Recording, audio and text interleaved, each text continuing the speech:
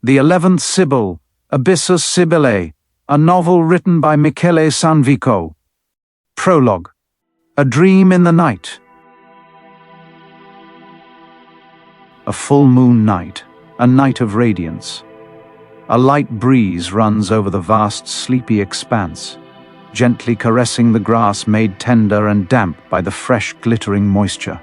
In the clear air, flooded with brightness pouring down from the glaring satellite, the lifeless plateau shines with light, as if suspended between the dark outline of the mountains, with their quietly sloping sides and the invisible stars banished from the sky by the silk-like, silvery brilliance which, since time immemorial, carries men away into the enchanted realms of dreams.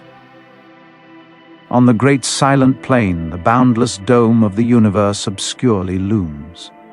Eerie currents creep down from the desolate regions above, with their gloomy, chilly fingers, drifting over the pale cliffs of stone, as if in reply to a sinister call, a mysterious, elusive appeal, rising suddenly from the secret depths of the barren mountains, a grievous invocation, uttered with an inaudible voice by the nether beings who live their lives, unnoticed, under the surface of the earth within its unfathomable abysses.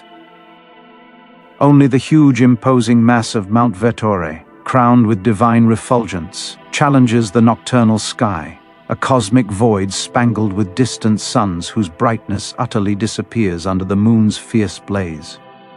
Only the rocky bulk of that titanic mountain, hauled with anger onto earth from the womb of a perished sea, stands against the giant chasm above, eternally falling into the motionless darkness of deep space.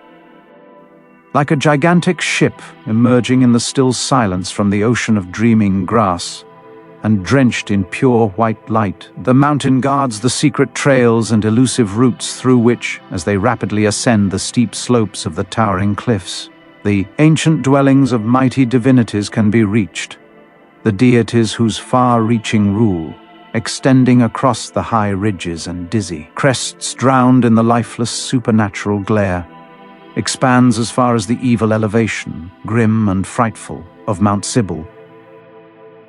No sound breaks the glowing spell, the crystal, unaltered sleep of the landscape, now peacefully silent. Only, from a distance, a faint glimmer of lights, the passing of faraway voices, an unequivocal sign that sleep to somebody has not yet come, among the houses and alleys of the small village of Castelluccio, in the mild air of the late-night hour. This is the sight which presents itself to the traveler, upon walking the Pian Grande in the middle of the night, as he hastens along the path with uneasy, alarmed steps, eager to reach friendly shelter, to see faces that are familiar to him, in the malevolent stillness, inebriating and fiendish, cast by the full moon. And the night is all glaring silence, standing in the midst of the grassy plain, in the soft moisture, immersed in the earth scents, in the sharp, dazing fragrance of the herbage, in the burning, living beam of the moonlight, I am waiting with troubled uneasiness. I have reached the end of my long journey, a foolish and uncertain travel in the deceptive realm of dreams, in the frightful and ominous lordship of myth.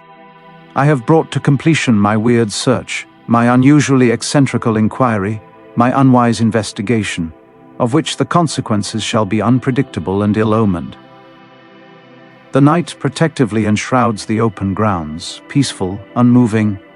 Now I'm mistrusting my very memories. An unreasonable, alarming fear is arising in me that a series of events so uncanny might actually have never occurred, that a story so extraordinarily queer might have originated in no other territory than in the land enclosed within the visionary, unsubstantial boundaries of my own mind, for long exposed to the evil fascination of a powerful myth.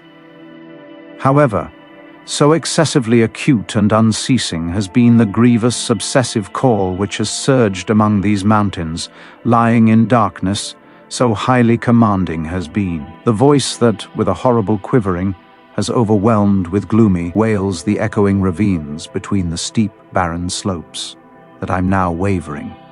Yet I know that no part of the occurrences I have experienced, no portion of what has incredibly taken place, even though unconceivable, is made of the evanescent substance of immaterial dreams. Everything has existed in reality. All facts have actually occurred. The way as future is disclosed by the unreliable likeness of a fallacious vision, in the blurred indistinctness of an illusion, bespeaking the truth, although it may be concealed beyond the shadowy veil of an old fairy tale, a tale forgotten by men, and yet timeless and never vanished.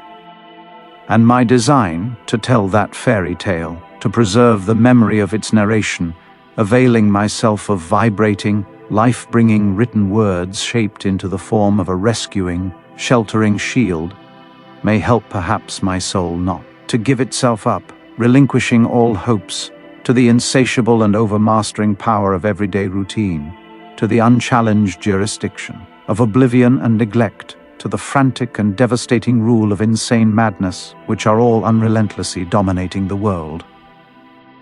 I come back, in my thoughts, to when all that began, to the recollections of some months past, at the time when I was still ignorant of the mighty force embedded in the myth, and nothing did I know of the silent call that, for centuries, has been rising with furious vitality from the gloomy, secluded mountains of the Italian region of Umbria. This story commences from the lively heart, charming and elegant, of a distinguished town whose ancient name is renowned in the world. And the town's name is Norcia.